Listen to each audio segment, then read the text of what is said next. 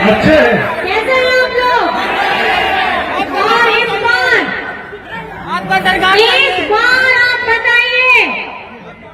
कि हमारी बड़कागांव विधानसभा से विधायक कौन आने वाली है? कौन आने वाली है? कौन आने वाली है? आप सभी को मैं बस इतना बताना चाहती हूँ, आज इस सभा में हम सब लोग आए हैं और ऐसे ही जगह हमारे विपक्ष के साथी भी कर रहे हैं। आप सभी को पता होगा, आदरणीय यूपी के सीएम भी आए थे और आकर के वे बुलडोजर पे चढ़ करके झारखंड के बड़कागांव में घूम के क्या बताना चाह रहे थे?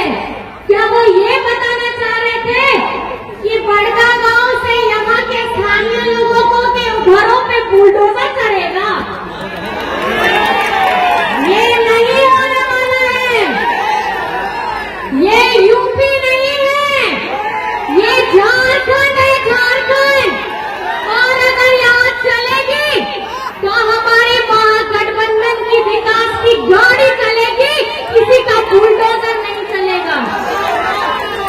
इतने बड़े नेता आते हैं, चुनी नेता की बात सुनने के लिए लोग आते हैं और जिस क्षेत्र में आते हैं उस क्षेत्र की बुनियादी जरूरतों के बारे में बात तक नहीं करते हैं, खाली आपस में लोगों के बीच में मतभेद करने का काम करते हैं। आज क्या उन्होंने उनके भाषण में बड़कागांव के विस्थापितों के बारे में कोई भी बात हुई थी? आप बताइए, कोई बात हुई थी?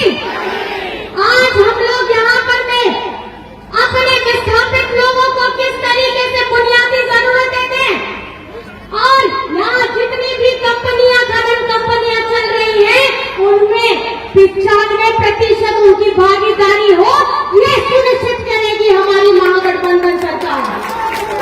आपको मैं बताना चाहती हूँ, बाहर से लोग आते हैं और ये सिर्फ चुनावी समर में ही क्यों आते हैं, ये आपको सोचने की जरूरत है।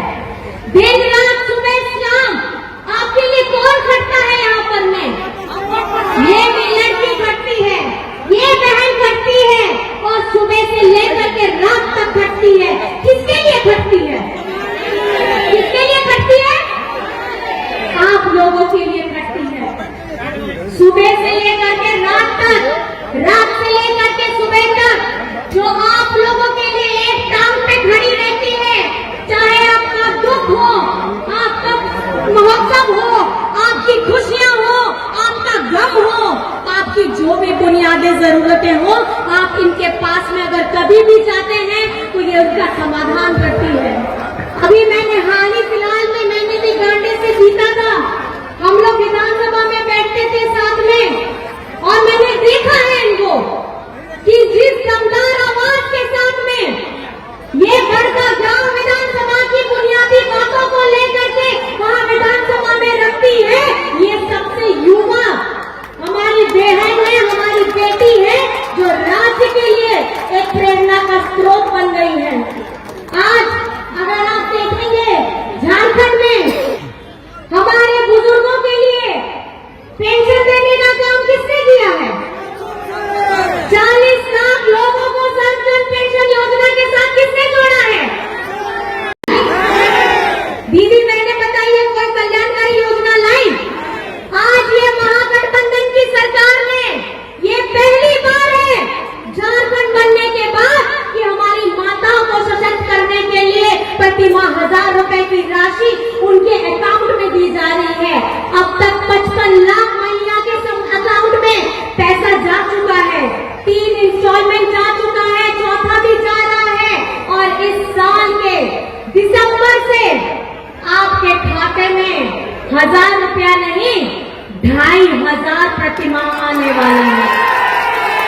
महीने का 2500, साल का 30,000।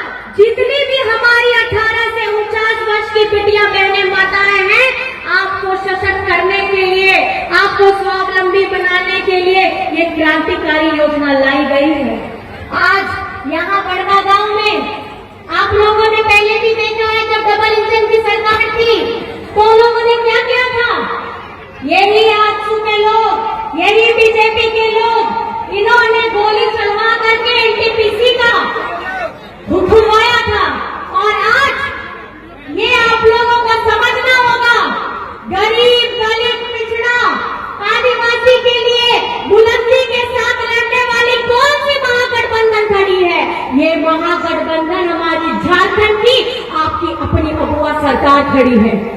आज इन लोगों के साथ बड़े बड़े धन कुबेर हैं, बड़े बड़े व्यापारी हैं, और आप लोगों को पता होना चाहिए ये देश के करोड़ों हजारों करोड़ों जो इतने बड़े बड़े धन संपत्ति वाले लोग हैं, इनके हजारों हजारों करोड़ों को इन्होंने माफ करवाया है।